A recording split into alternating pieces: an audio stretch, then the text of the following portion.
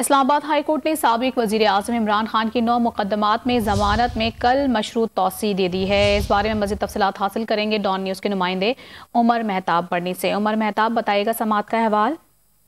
جی بالکل، اسلام آباد high court کی جانب سے عمران خان کو ایک ایکسٹرا آرڈینری ریلیف جو ہے وہ دیا گیا ہے۔ آج چیف جسٹس عامر فاروق اور جسٹس میاں گل حسن اورنگزیب پر مشتمل ڈویژن بینچ نے سماعت کی۔ دوران سماعت عمران خان کے وکیل سلمان صفدر عدالت میں پیش ہوئے اور انہوں نے موقف اپنایا کہ گزشتہ روز عمران خان لاہور ہائی کورٹ میں پیش ہوئے تھے۔ عمران خان طلبی نہ ہونے کے باوجود لاہور ہائی کورٹ میں پیش ہوئے اور واپسی پر عمران خان کی ٹانگ پر پریشر اور سڑیوں کی وجہ سے سوجن آئی۔ عموماً ہمیں سیکیورٹی کا خدشہ ہوتا تھا، لیکن آج جس سے بھی معاملہ ہے، چیف جسٹس عامر فاروق نے ریمارکس دیے کہ جب سے کیس لگا ہے ایک بار بھی عمران خان پیش نہیں ہوئے۔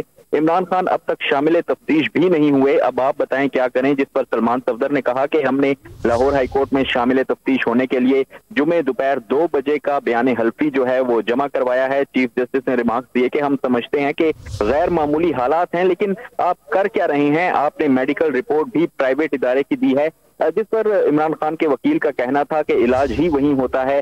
چیف جسٹس نے کہا کہ پھر آپ سرکاری اسپتال کیوں نہیں جاتے؟ سلمان صفدر نے کہا کہ ہم اچھی نیت کو ظاہر کرنے کے لیے ہم سرکاری اسپتال بھی جانے کو تیار ہیں۔ جسٹس میاں گل حسن اورنگزیب نے کہا کہ گزشتہ سماعتوں پر بھی عمران خان کی عدم پیشی پر کافی وارننگز دی گئی تھیں۔ عمران خان پریویلیجڈ ہیں، ہم ان کے لیے الگ قانون بنا دیتے ہیں۔ چیف جسٹس نے ریمارکس دیے کہ ایک عام آدمی اس طرح کرے گا تو کیا اس کی ضمانت کی درخواست باقی رہے گی؟ جسٹس میاں گل حسن اورنگزیب نے ریمارکس دیے کہ پہلے بھی ہم کافی بار استثنا دیتے رہے ہیں۔ عمران خان کی کبھی جان کو خطرہ ہوتا ہے، کبھی ٹانگ میں درد ہوتا ہے۔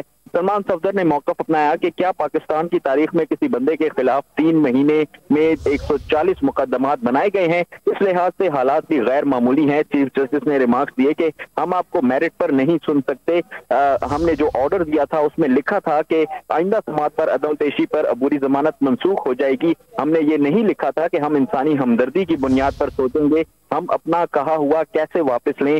چیف جسٹس نے ریمارکس دیے کہ کل تک اگر عمران خان اسلام آباد ہائی کورٹ میں پیش ہو جاتے ہیں تو ٹھیک ہے، ورنہ ضمانت ان کی منسوخ ہو جائے گی۔ عدالت نے عمران خان کی عبوری ضمانت میں کل تک توسیع کی اور کل تک عمران خان کو مہلت دی گئی ہے کہ وہ جو ہے وہ اسلام آباد ہائی کورٹ کے سامنے پیش ہوں۔